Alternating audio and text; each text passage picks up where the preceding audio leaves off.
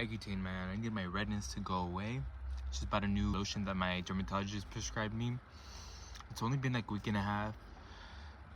Still very red. It'll go away on its own.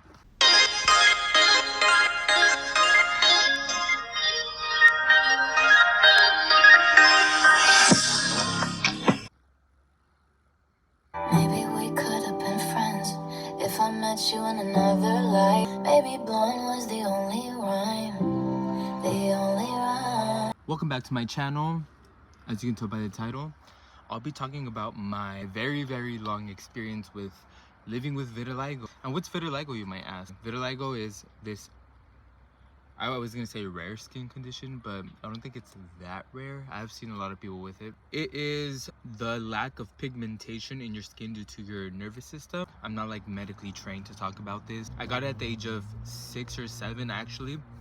First developed on my knees, my kneecaps, and that's when I noticed it. So my parents literally took me to the hospital and were like, you know, like, what's up with that?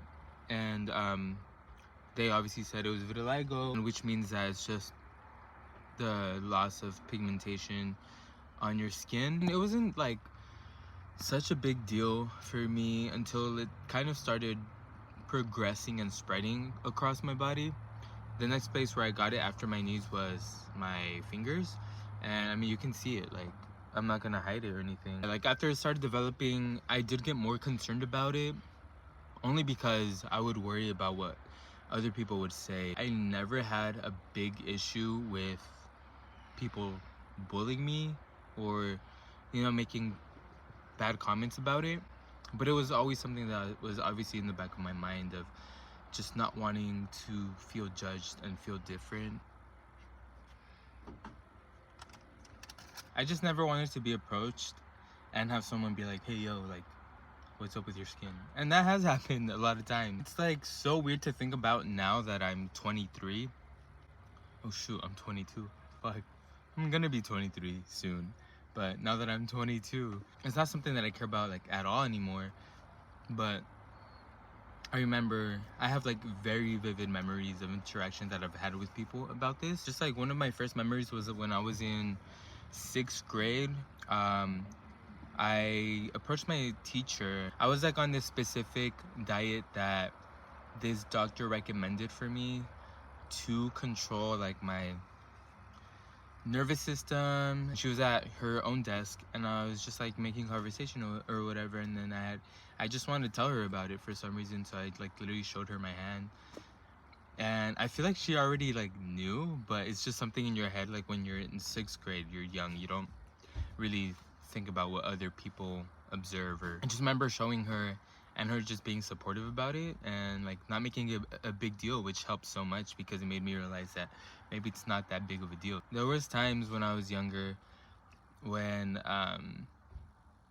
people who were close to me, like when we would get into arguments or fights or whatever, and like, you know, you roast each other and stuff, and like they'd make really mean comments about my vitiligo as like a form of just offending me. And it was kind of hard to deal with because I just never knew how to express that it actually hurt me when people made comments about it, because it's something that I wanted to learn not to care about. It just kind of hurt when it came from people who were close to me because they knew how it actually affects me and how sensitive I was about it. But I know that like their main intention was not even to really judge me on it. It was just to literally like be mean, and because obviously I was like being mean too, so it's just kind of banter and just roasting each other when you're young and you don't think much about things and you just say things without thinking all the time. When I got to middle school, I remember like people asking me about it and not even like being mean about it, just like we're really curious. I had a lot of people come up to me, well, not a lot of people, but like certain people come up to me and be like, hey yo, like your skin looks really sick, like it reminds me of this, blah blah. And I'd be like, oh, like okay, like thank you or whatever. Like in my head I'm like, I know you don't mean that you actually like it. That's just my insecure side brushing away any compliments towards it, because I know that I was so insecure about it for the longest time that I didn't think people were actually genuine about liking it and thinking it was cool only because it was different. When I started dating more seriously after high school, it was never a problem like with anyone or anything. Like, if anything, I was just shown kind of unconditional love about it. Like, nobody really cared, and in my head it's just made me feel more safe about it and less insecure about it, more confident in my own skin.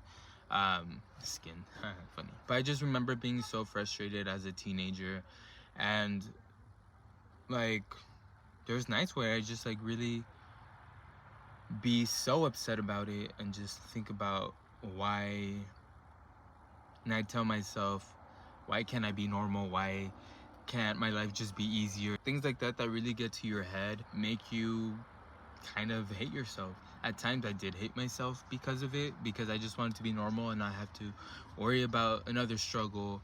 And it was just something that I just wish wasn't a part of me in my life, because I just think it would have made things easier. But truthfully, shit happens. Like, everybody has their own things, and now that I'm 22, it's not something that's even on my mind anymore. Like, even when I'm dating, I go out and stuff, like, it's not a part of how I envision myself. You know, I like forget about it. I really do. Like, even just talking about it right now feels so weird and surreal, because I still can't believe that I have it, and it's not something that really affects my life until I actually think about it. I'm just grateful that I'm at a point in my life where I can be really confident and not care about what others have to say about it. To some extent, I do care what people think, whether it's about this or whatever the fuck, but there's always going to be that factor of caring what other people think. No matter if you say you don't care. Like, I'm sure there's some people who really don't care or whatever, but I know it's a very common human thing. Thankfully, my acne is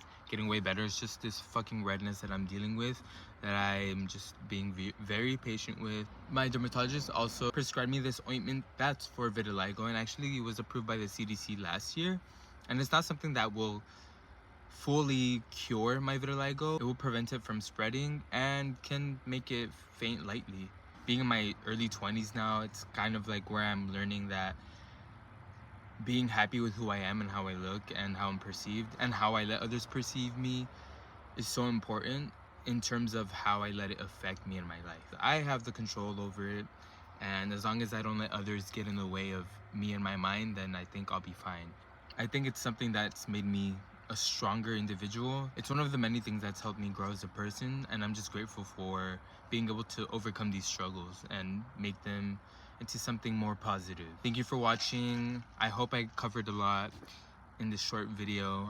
Please like this video, share it with anyone who has vitiligo and maybe might want to comment about their own experiences, and maybe we can talk about it somehow.